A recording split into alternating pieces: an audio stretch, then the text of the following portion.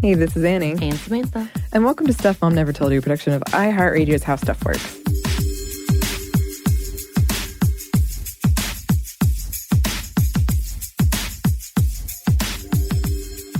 And we're back with another edition of Feminist Movie Friday. And this one is kind of a departure because we've done superhero movies and horror movies, yeah. So we're trying to mix it up.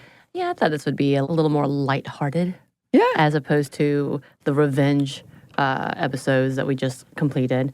And funnily enough, even though it is more lighthearted, I would definitely agree. We have to put a trigger warning in here at the top for suicide and very brief mention of sexual assault. Yeah, you were pretty surprised at the very beginning. Oh, yeah. You thought I tricked you. I did. Because I've never seen this until Samantha and I watched it together about a week ago. Right.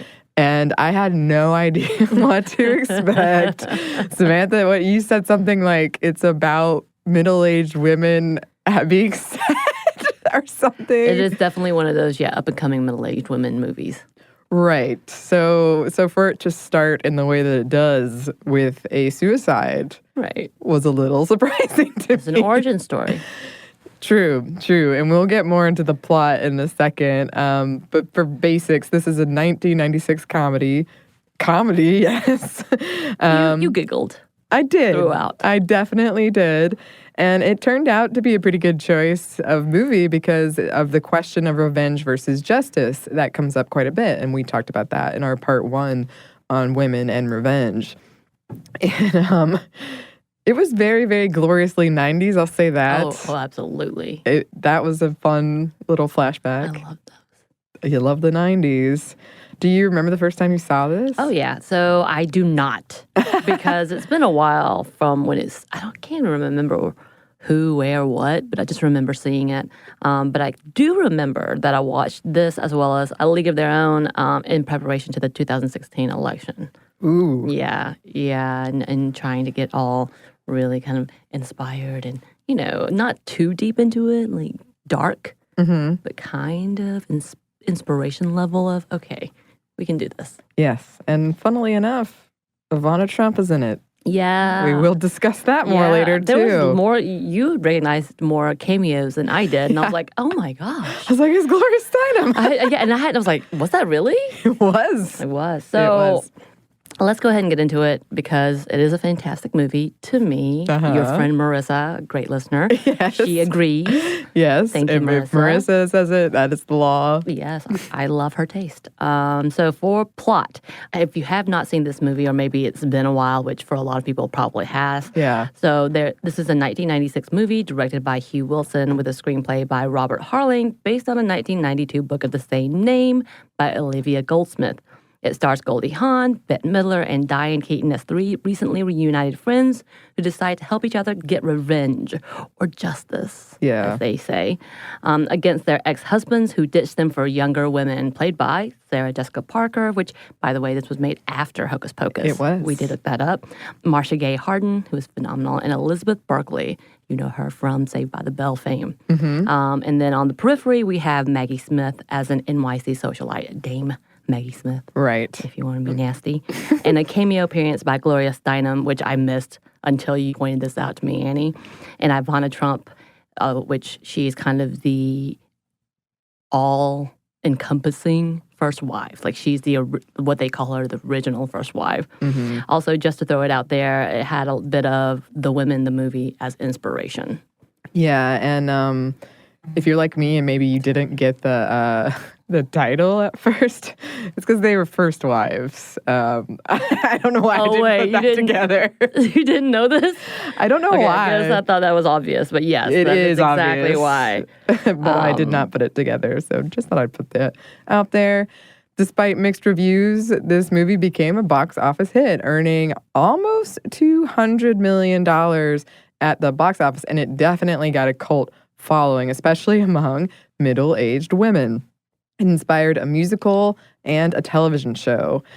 And a movie like this is still, unfortunately, pretty rare. A main cast of middle-aged women about their friendship, even though, yes, they do spend a lot of time talking about men. Yes. But yeah, we don't really see that too much. Right.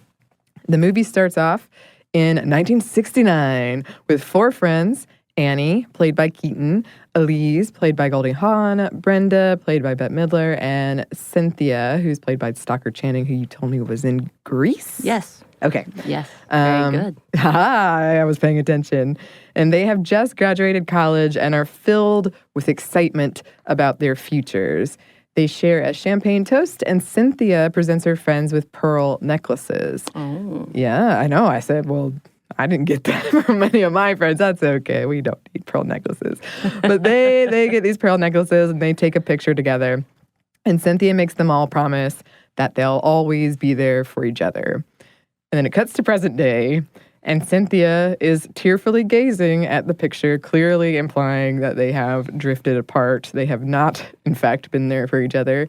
She's living in a super fancy apartment. Through a series of newspaper headlines, it's revealed that her ex-husband, a man Cynthia helped climb the social ladder, married a much younger woman, I believe like 2 days before. Right. 2 days after they got divorced. Heather Locklear. What? Yeah. Wow. So Cynthia gives her maid her set of pearls and 3 letters to mail to her once close friends. Then she puts on this floor-length fur coat. There's so much fur in this movie. There's a lot of fur. The 90s, I guess. She gets a drink and a cigarette, and then she jumps off the balcony to her death. There's also a lot of cigarette smoking. There is. Also 90s, yeah. Very 90s. So at the funeral, the 3 friends who are shocked reunite, feeling guilty about not being there for their friend. They go out for lunch afterwards, and after a few drinks, they all admit their lives aren't what they had hoped for. So they literally just go one. It starts at the very beginning where they're really nice to each other and just being like, everything's perfect, everything's perfect. Yeah. And then cut to like 4 drinks later. Right. Everything spills. Yeah. Annie and her husband are separated in therapy, which, by the way, she puts a positive spin. She does. She acts makes like it sound everything's really okay. Good. Yeah. And then actress Elise's husband left her for a younger actress, and she is now an alcoholic, reliant on plastic surgery. And I think it is really kind of funny because at that point, there was this whole underlying joke about her going in for plastic surgery. Right. So she was making it even bigger, very self-aware. Mm-hmm. And Brenda's husband divorced her for a younger woman, leaving her in a financial lurch with her son. Right. The 3 women each have disastrous encounters with their exes after this lunch. Annie spends the night with her ex-husband, believing that they're going to get back together, only to find out that her ex is dating her therapist, played by Marcia Gay Harden, and he asks her instead of getting back together that he wants a divorce. Elise discovers that her ex is asking for alimony and half of their marital assets, claiming she would never have been successful without him. Brenda has an embarrassing encounter with her ex when she confronts him at a department store, and his new wife, Sarah Jessica Parker, in a dress that Brenda had mocked earlier, shows up and makes fun of her looks and her clothes and her size. Right. And then there's Cynthia's letter, which arrives you see at the very beginning, the maid sends it off for her, which inspires them to form the First Wives Club, as in the first wife, left for the younger, second, third, whatever wife to get revenge on their exes, and they recruit. They also involve Annie's daughter, who is a lesbian, but it is fun because she does get involved to help her, as well as the socialite, New York socialite, Dame Maggie Smith, Brenda's mafia-connected uncle, and Brenda's boss, who is the interior decorator, who I knew from Perfect Strangers from the 80s sitcom. I Know What I Know. And that was the original TGI Friday lineup. They uncover that Brenda's ex had committed tax fraud, taking a lot of stolen merchandise, sold it off as his own. And then Annie plans to restart her advertising company by buying out her ex's clients. To finance this, Elise liquidates her marital assets. With their exes right where they want them, the club decides that they want to be better than their exes. They want to take the higher road. They want justice, not revenge. So they coerce their ex-husbands into funding their nonprofit, the Cynthia Swan Griffin Crisis Center for Women, primarily aimed at assisting abused women. The club throws this opening party at the center, and we find out Elise is now sober, and she took the play that her friends had encouraged her to accept the role. Brenda reconciles with her ex. Annie bought out her ex and then turns him down at this party when he attempts to reconcile with her. Gloria Steinem is there, as is Ivana Trump, who says the famous line, "Don't get mad, get everything." When the party ends, the women, all dressed in white, sing Leslie Gore's "You Don't Own Me." Yeah, one of my favorite parts, because that's every time we talk about First Wives Club, that's the song that hits in my head. And Yes. Marissa actually commented in our story saying, are you guys singing that song? I think she said that. But yeah, it's also good to know in this whole kind of thing, you do have different tropes, and we're going to talk a lot about it, but there's definitely gaslighting when Annie's husband, breaks up with her, essentially, but then trying to also get back with her and then blaming her for his failures. But it's really interesting. I know we're going to talk a little more about it, but it's definitely like, Mary, I see Yeah. what you did there. We see it. We see it. Oh, I was so happy when she was like, nah, not getting back with you. Yeah, it was also nice to see her finally standing up because of the Yes. crew. She's the one that kind of just is a peacemaker and quiet and submissive. Yeah. And we're gonna talk about that in a little bit as well. Kind of I feel like in a lot of these movies, the characters represent this one kind of magnified trait. Right. But yeah, this song, "You Don't Owe Me," has been stuck in my head since we've done it. And I thought it was from Suicide Squad, and you kept singing it from this. No. And I was like, oh, it makes sense that it's existed for a long time. Yes. Yes. Yes, because obviously it's been around for a while, but they do it as a trio. Oh, I guess they did it as a quartet because they had Cynthia with them because they performed it in college. They did. And so Yeah. this was them kind of reclaiming it at the end. And every time we talk about it, I also sing it. Yes, you do. And I may have sang throughout the movie as we were watching it. Yes, you did. It's okay. So yeah, this song was recorded in 1963 and was adopted as a part of the second wave feminist movement. It has been covered many a times. Oh, yeah. As you could tell because Annie thought it was from Suicide Squad. Well, that's where I heard it from. Well, it hasn't come out yet, but it was on the ads, right? The trailers? Yes. And we do want to look into each of these characters a bit more in depth, but first we're going to pause for a quick break for a word from our sponsor.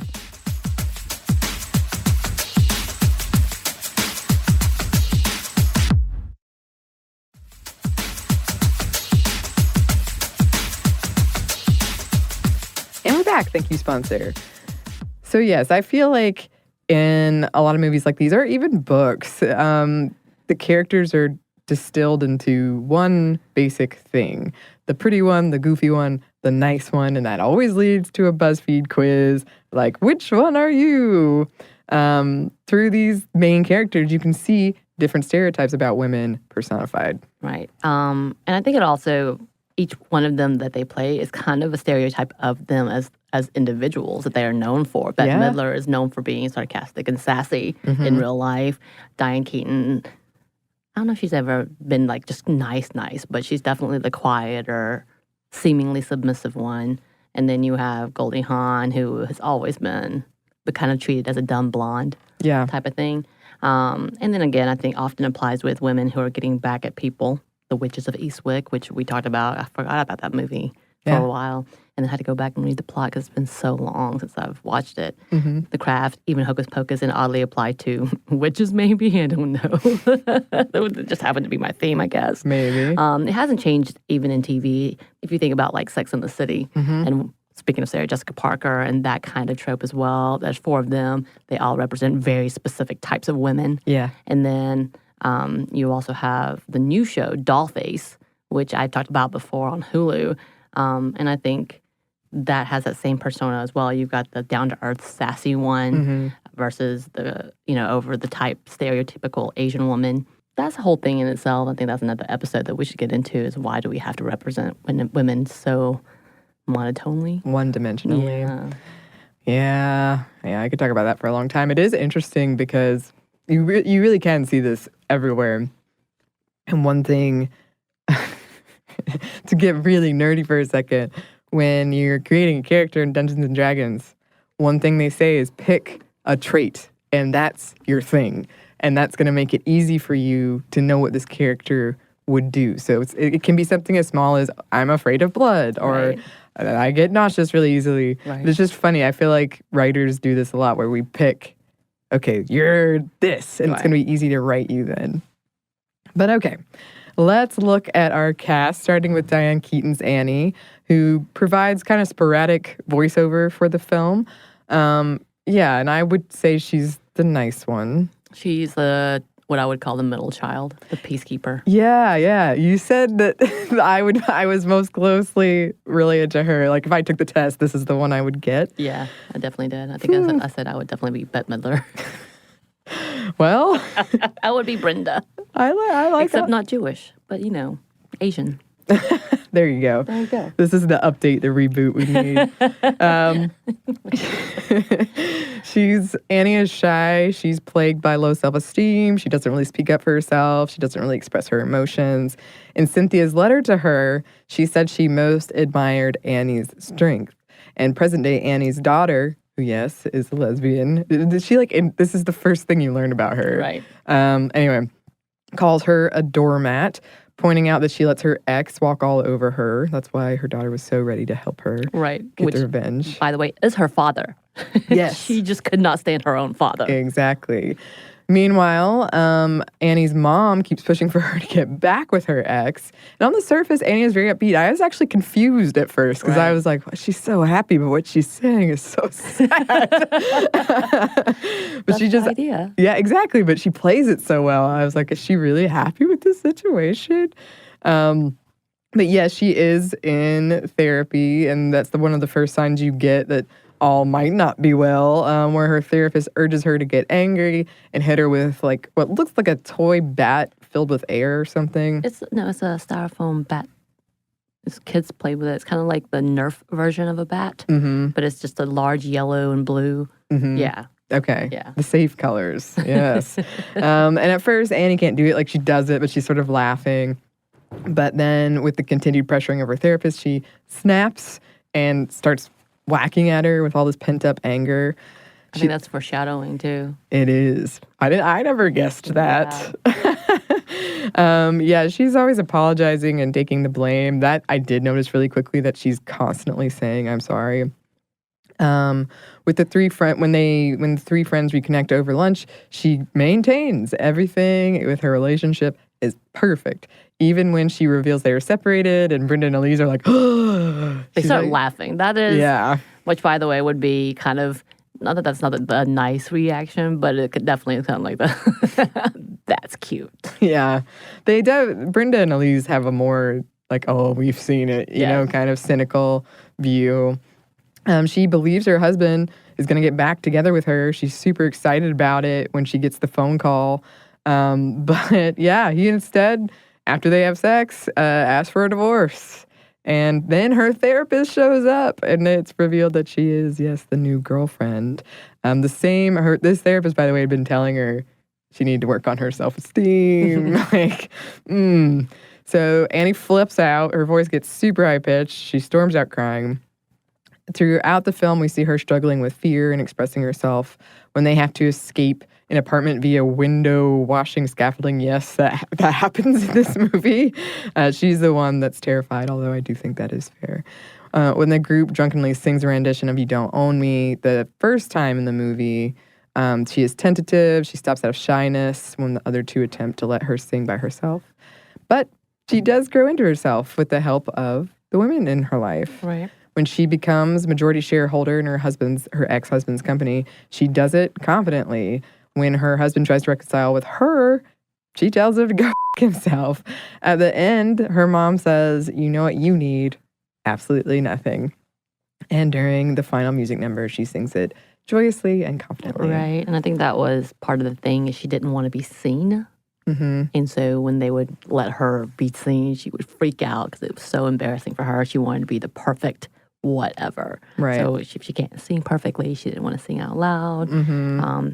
I think it's interesting because she's one of those characters that does have the mother who is continually pressuring her to stay married. It didn't matter what was happening. It's just, you should be together with this man. I think, does she mention about her being older, not being able to find someone else? She does, yeah. Which is absolutely kind of a stereotype of the mother. Right. Okay, so let's hop into Goldie Hawn, whom I love. She plays a struggling actress, Elise, who was, very, very famous for a long while. And then she comes at an age where she realizes, oh, I'm at the in-between which I know we've had many discussions on. You're too old to play this, but you're too young to play this. So what do we do with you? You're just to pasture. So she once was an Oscar-winning actress, but has now been relegated to B movies due to her unprofitable age, quote unquote. Now getting roles for the mother, and when they talk about the mother, they say the words grotesque. Like that's how he describes the character, as opposed to the young hot daughter, which that doesn't happen anymore. I guess I don't know. I've seen many actresses now who don't age. Yeah, it's phenomenal. I'm like, how do you look like this? Yeah. Angela Bassett, she's one of those, has never aged. I just can't figure her out. Yeah. She says in the movie, there are only 3 ages for women in Hollywood: Babe, District Attorney, and Driving Miss Daisy. And right now, I want to be young, she says. Science fiction young. Yeah. And the first time we see present-day Elise, she's getting plastic surgery for what is implied to be one of numerous previous times. And her plastic surgeon says something like, if you get any more plastic surgery, you're going to be able to blink your lips, which is funny. She's also an alcoholic and a smoker, in part to deal with the fact her ex left her for a younger actress, again played by Elizabeth Berkley. Her husband is asking for alimony and half of their assets, to Elise's fury, which rightly so. Elise is insecure, vain, and consistently drunk. We do get to see her have fun with taking her husband's stuff, or her stuff, as she would say, selling for $1 to Annie and giving him half, or all in the end, because he pouted. There's a scene soon after the First Wives Club is formed where she was working out on a stair climber, and Brenda asks her, doesn't it bother you that you're never getting anywhere? You climb and you climb and you climb and never reach the top? So there's something like that. And of course she says, no, I love it. This is when I can think, which I think, I think a lot of us think that way, because when I used to run, that's how I felt. But by the end of the movie, she accepted a role in a play, which is supposed to be really phenomenal, aging gracefully, I think. And she starts dating her coworker and gets sober.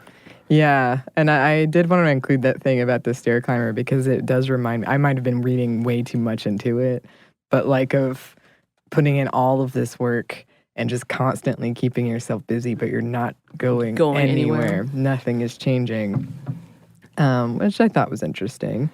And then, we have Bette Midler as Brenda, the goofy one, always ready with a wisecrack. She is financially strapped after she helped her husband succeed, and then he left her for a younger woman, Sarah Jessica Parker. That is a recurring theme in all of this, too, is that these women helped their husbands get to where they are. Right. And then once they couldn't, I guess you could say in a very bad light, use them anymore, then they left them. Right. I mean, essentially, they do say this is their midlife crisis. Brenda is the one that talks about him going through a midlife crisis with an earring and a car and all of that. That's right.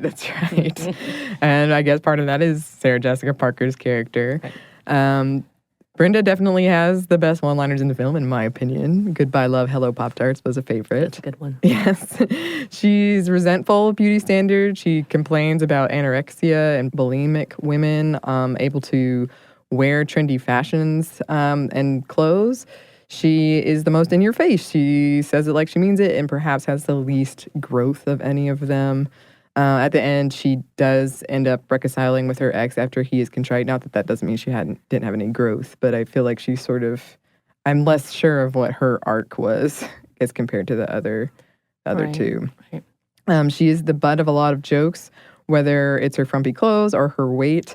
At one point in the movie, Elise shouts at her, what did you ever win? A pie eating contest? Best digestion? And although, admittedly, Elise's plastic surgery is also a source of a lot of mockery. So it's kind of like we're making fun of women for looking beautiful or being the dumb blonde, as you say, and then not doing those things. Right. And just kind of at the end, one of the things that Brenda feels like she's accomplished is that she has lost some weight. Oh, yeah. Yeah, she does say that, which, again, I'm with you. It doesn't seem like it's a big change as everyone else. But I think one of her stories were the fact that they weren't villainizing men. Mm-hmm. They were trying not to villainize men. Right. And so Morty was someone she cared for and still loved, and just felt like he turned the wrong way. Mm-hmm. So that is, I think that's kind of part of the reasoning behind less growth for her. Again, so we do want to touch on Stockard Channing's Cynthia for a second, who kills herself. 3 days after her husband left her and married a younger woman, once again, Heather Locklear, who's in it very briefly. These were definitely like mainstay 90s women, by the way. Before she dies, she jumps to her death, a swan dive / swan song, since her last name was Swan. And she puts on all of these trappings of her life. Like she's wrapping herself in all the superficial stuff that ended up being meaningless, including the fact she's wearing heels, in her pajamas and her fur and her drinking. Her character represents a lot. The danger of defining yourself and your partner, getting your self-esteem through the relationship. In this case, the husband she helped build up. Apparently, her fortune actually helped his business. They do say that. And how we teach women that their main goal is to get married. Again, very 90s values that we were slowly flipping the idea at that point. And how women's values in their looks as well as their age, and that without these things, their values go down. And I think a lot of this also has talked about how opportunities for women diminish as we age. I'm starting to get a little anxious about that. And the difficulty of starting over and the importance of female friendships and support. And again, I think that's part of the reason I do love this film so much. It does rely more on the friendships. And for me, I think we've talked about this. You and I both talked about this. We're not relationship people. That's never been a thing for me. I've never needed to have a relationship. Didn't have that many boyfriends. My relationships did not ever last too long. But my friendships have been consistent. And I've been fortunate to have really good friends in my life. And I know that if I need someone, they'll still be there. Even at almost 40, where we're coming up on middle age. I'm coming up on middle age. Everybody else is younger. I can still see them on a weekly basis. I can still hang out with them and consistently call them, as where my mother, she lost contact with all of her friends because it was a different time and age and everybody was concentrating on family. No one had the access like the internets. Right. And I think that's a really different. But I do love that even in the 90s, they saw it as an important conversation to be had about things fall apart. Oftentimes, friendships outlast most of these things, obviously.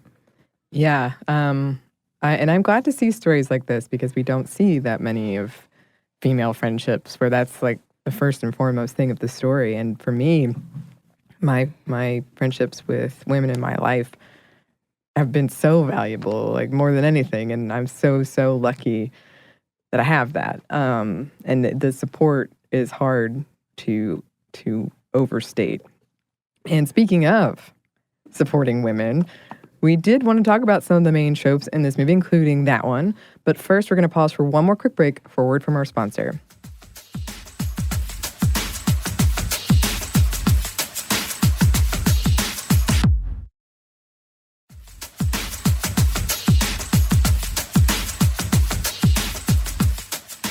And we're back. Thank you, sponsor. And we did want to get into some themes of this movie, some tropes, and perhaps the biggest one being women supporting women. Right.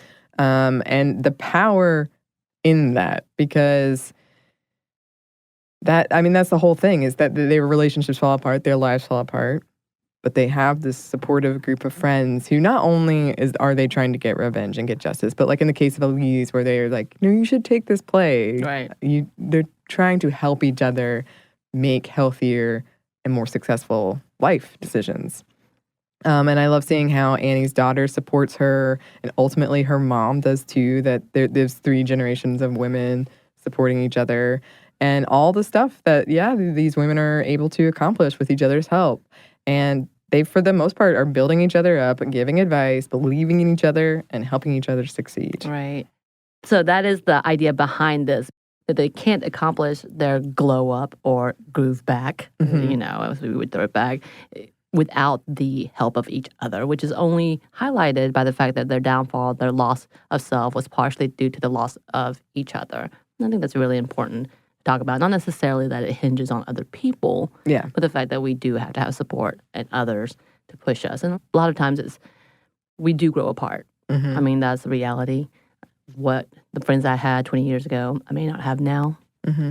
But the friends I've had, in this past have remained friends because we were able to grow up together or change together. And even though things can separate you, a lot of the times when you find those people, that core group of people, your people. Mm-hmm. It is. It's an amazing thing. The things that you can do, things that you can get support from.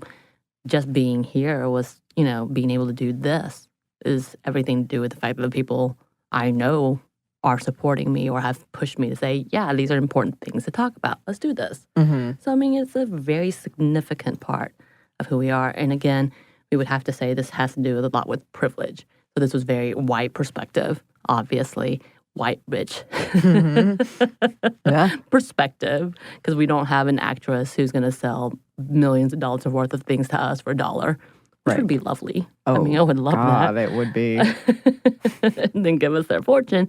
But at the same time, the main idea of it's a nice feel of being able to see a group of friends who've been there for each other before come back together now. Yeah, and the argument they have, I also think was really enlightening because there is a layer of, oh yeah, we've been trained to tear down other women because the things they're picking out on each other are largely looks based, but like underneath it all, there still is a layer of, I don't know, caring because Brenda was worried about Elise's drinking. Mm-hmm. And they definitely said things that were not supportive at all. But there was this sort of, at the core of it, that they still did care. Right. And speaking of women tearing down other women, we got to talk about the other woman. Right. The trope of that. Yeah, because we see that play out big in this movie. And yeah, we were talking about this after the movie ended and how much blame we could place on these other women. So in the case of Sarah Jessica Parker's Shelley, she is a gold digger. She's a stereotypical gold digger. She's manipulative but unintelligent, the beautiful ditz. Many, many jokes play out at her expense as the club, along with the socialite Gunilla Goldberg, which is Maggie Smith, trick her multiple times. Right. And I think for me, I keep going back to the fact that it's so hocus pocus, like her same character almost. Mm-hmm. Yeah. Yeah, it kind of is. But then you also have Marcia Gay Harden's Dr. Leslie Rosen, Annie's and her ex's therapist, who claims to be helping with Annie's self-esteem, which to me is definitely the idea of gaslighting, not necessarily from Marcia, not necessarily from the therapist's perspective, maybe, because we don't know the conversations other than get your self-esteem, you need to be stronger type of perspective. Yeah. But her husband, once again, continually saying, you always do this to me, you always make me feel this way, you always da-da-da. Right. And you're like, nah, buddy, that's not. Yeah. Which is, token, definitely, idea of gaslighting. Yeah. The beginnings of, and her taking that blame and her believing that blame. Mm-hmm. And believing that up until she exits after finding out the therapist is the new woman. Yeah. And starts screaming her non-apologies. Yeah. That was a great scene. Yeah. I'm Like, so sorry. I cared for you and I did everything, supported you. I'm so sorry. Like she just ends it. You gotta love her doing that. I love her doing that. I love too how the therapist is like, you've got to let her express herself. Right. And then we have the cameo by Elizabeth Berkley, a young, naive actress. And you can really see the power dynamic between her and Elise's ex-husband, who is offering her all of these lead roles. Yeah. She's actually a fan of Elise and is at her play at the end. So she really does seem just like a super young, naive, and maybe flattered that an older man is interested in her who is also going to help her excel in her career. Right. And believing that she is, and maybe she is, but he is telling her she's good at all of these things. And if you continue to be these things, I'll help your career, whatever, whatnot. But she comes in very naively, not even understanding, it seems, the relationship between Elise and the ex-husband. Like she just kind of, oh my God, I'm so glad you're here. Like it doesn't even occur to her that Elise might not be super happy to meet her. Exactly. And I feel like that's definitely a trope, but at the same time, at least it's not versus woman versus woman. Yeah. And that did make me feel a little better because you and I were talking about that. I'm like, I hate that whole idea that when there's a downfall in a relationship, it's the other woman's fault. Yeah. Instead of seeing, hey, that dude. Yeah. No, I agree. It's the common denominator in this whole scenario. Right. And again, she is supposed to be 16, so you could talk about how in the world is she a 16-year-old that's living with this man and no one notices. That's a whole other conversation. It is. I did really appreciate that she showed up at the play at the Yes. end. I thought that was a nice touch. Cheering very, very loudly. Yeah, and she seemed to be really into it. There is still this sense that these women are playing the game, that the only avenue for women to succeed is by using their youth and their beauty to attract a man. It's not great that they play into it and tear each other down, and one day they'll be competing with younger, prettier women too. They'll be like second wives. Right. But at the same time, it's kind of hard to blame them. And I'm not condoning it at all, but the patriarchal system we live in, it really does pit us against each other. I guess I can see why it happens. I mean, that's the whole idea behind anti-feminists in general. And I think TERFs too. Mm-hmm. Yeah, true. Also, as the audience, I'd argue we're meant to tear down these women at least a little bit. We're poking fun at Annie's weakness, at Elisa's plastic surgery, at Brenda's frumpiness. Yeah, absolutely. It's supposed to be the obvious of why they were left. Again, something we see in society. We have to find a reason to blame. What did you do wrong? Why did he leave you? And don't get me wrong, there's definitely two that tangos. Yeah. It definitely takes two to tango. Mm-hmm. Let me try that one again. I did it. And there's a whole other perspective that we might not see, we don't see. But then there's also that whole keep yourself together, keep like all of these things, make yourself presentable, be desirable, whatever. And I have seen more and more of people flipping that switch to men or the other partner. Mm-hmm. And I've seen people say that to them as well. And I think that's unnecessary in general. It's traumatic in itself to try to blame whatever. It's something maybe you can't help or something that you don't like about yourself either. It's not something that you want as a part of the reason that they left. So Right. I guess that kind of transitions into our next thing we wanted to talk about, which is having it all. Right, which is a huge theme of the 90s for a lot of women. That's true. That's Another true. theme, yeah. Because the whole idea of having it all it's impossible. It's not going to happen. They start out so hopeful for their future, having just graduated college in the 60s, which I'm sure was a big feat. But again, these were very privileged women, once again, white women. So were able to get their education pretty easily, it seemed, with their pearls Yes. and champagne to celebrate. Yes. But then we see them as adults, and they obviously do not have it all. Yeah. It's a whole scenario of the young, naive idea of what it is to dream for the end all. To have perfect family lives with a princess-like marriage. Obviously, you see that dwindling away. And then you do see a lot about divorce rates in general and the falling apart of the American family, whether it's set up by lies. Set up by lies. That's a Hallmark movie or something. Is it? No, but it should be. It should be. Let's go right one now. Okay. Or whether it's just this level of expectations that you're not meeting in front of other people. So kind of like whether it's I'm a stay-at-home mom, but I don't want to be, but I'm supposed to be. Or I am a mom, I am a career woman, but I don't want to. Any of those perspectives that you're supposed to have it all and be all, running that perfect home, being the perfect wife, having the perfect career. Yeah. Nah. Yeah, and it's a double-edged sword too, because you're going to get blamed for being at work too much or not enough, or being at home too much or not enough. Yeah. So they were all successful. They all got married. Some had kids, and they helped their husbands succeed, only for these husbands to go for a younger woman once they had been established with the help of their first wives. One tries to keep everyone happy at the expense of herself. One tries to hold on to her youth at the expense of herself. One lashes out at everyone at the expense of women everywhere.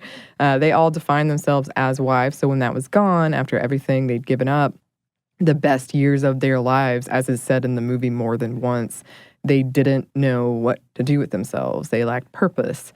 Their happiness had always been second. To see them reclaim themselves, to take what's theirs, and to find happiness and success in themselves and their friendships is really rewarding. They can't have it all, but with the help of each other, they get closer to having what they truly want. Is that a tagline? I'm here. It should be. I can write. That's awesome. I can write things. And we did want to talk about revenge versus justice as well, because it's interesting how at the end they turn their desire for revenge outward. They make it into something to help other people. They keep emphasizing this is not revenge, this is justice. And their decision to start a nonprofit is a way of turning their desire for revenge into justice and honoring their friend that started this whole thing that brought them back together, which is especially interesting in light of what we talked about in our Women and Revenge episode about how women are more likely to channel their desire for revenge into altruistic purposes. Right. And I think there is a lot to be said when it comes to the female perspective of revenge and justice. Revenge is an all-out, maybe balls out, hell and brimstone, while justice is restoring the balance. I think if we look more deeply into it for a feminist take, it's trying to get balance. As we would say, that's what restoring implies. Like you're getting it back to what it was. Right. But I think it can be known that it isn't there. There's a tip of the scale that changes the perspective. And if we look at it for the first time, it's not that they're getting balance. It's just they're trying to find balance and put justice into place because they never had that balance to begin with. Right. So it's a whole different level. Yeah, it was always an unequal situation. And to close out here, because we've had a surprising amount to say about First Wives Club, or maybe not, I don't know. We did want to touch on some real world stuff, including Ivana Trump, because after we watched this, we were curious about her being in the movie and what she said, and we looked it up. Because I do remember the whole trope about the fact that she was the original first wife and that it was a huge tabloid extravaganza when the divorce went down and what was happening and the new mistress, Marla Maples, coming in. And yeah, a small bit of history because honestly, again, I forgot about the whole mess. I just remember it being a big deal. I was really young at the point. You weren't born yet, probably. A deposition relating to the divorce, she accused Donald Trump of rape and pulling out handfuls of her hair. And in a book written by Harry Hurt, Lost Tycoon, The Many Lives of Donald J. Trump, Ivana Trump confirmed that she had felt violated, quote unquote. However, in a statement provided by Donald J. Trump and his lawyers, Ivana Trump stated that she did use the word rape, but that she did not want her words to be interpreted in a literal or criminal sense, which isn't very comforting No. in any way. And the divorce was granted in 1990 on the grounds of cruel and inhumane treatment by Mr. Trump. So that was actually written into the reasoning for divorce. A condition of the settlement was that she wouldn't talk about their marriage without his permission. Ugh. So, not to say too much, but this has obviously a lot of indications of all the accusations we see today. Yeah. It's been happening. It's been said. It's been said since 1990 Yeah. in official court documents. And I think it was important to remember, unfortunately, that this happened because I completely did not realize that statement was even written out as a part of the reason for their divorce. It was kind of funny at that time because everybody was making jokes about the fact that Donald was leaving her for a younger woman, Marla Maples, and all of these things came out about how he cheated and what he wanted and feeling like a failure because I think this was the beginning of him losing everything. And so, again, kind of having a breakdown and going for the younger woman. That's exactly that trope. But then how serious the situation was at the time, and everybody was able to disregard and kind of forget about that history until I believe it was brought up again during the elections, but it was a small blip that everybody ignored. Yeah. And then another person we want to talk about very briefly is Harvey Weinstein, just because it's really hard not to see some disturbing parallels between him and the situation with the young actress in the movie. So it is odd to watch that movie now with like our eyes, our modern eyes, and knowing what happens. And it was treated so lightly at that point in time. Like again, that was just a thing. Both of those situations were treated so lightly. And then today you're like, yeah. that did not, it was bad. Yeah. And then Gloria Steinem was there. And then Gloria Steinem. So, I mean, come on. That's about what we have to say on First Wives Club. If you haven't seen it, it's on Netflix. And we would love to hear from you. What should be our next movie for Feminist Movie Friday? Well, we're doing Mulan next. I was going to say, Spoiler. we have one. Yeah. Get excited for that. I'm excited for that one. But after that, what should we do? We definitely are going to come back for Heathers. Yes. And I think we're going to do one over Witches and like all together with The Craft, Witches of Eastwick, and Hocus Pocus possibly, because I feel like there's going to be a lot of interweaving. True. And the witches? There's a lot of movies we could talk about in there. Yeah, I guess I'd see that as such a, because they're all women. Yes. Interestingly. They're scary women. I love them. I love it too. But in the meantime, you can email your suggestions to us at our email at stuffmediamomstuff@iheartmedia.com. You can find us on Twitter at momstuffpodcast or on Instagram at Stuff Mom Never Told You. Thanks as always to our super producer, Andrew Howard. And thanks to you for listening. Stuff Mom Never Told You is a production of iHeartRadio's How Stuff Works. For more podcasts from iHeartRadio, visit the iHeartRadio app, Apple Podcasts, or wherever you listen to your favorite shows.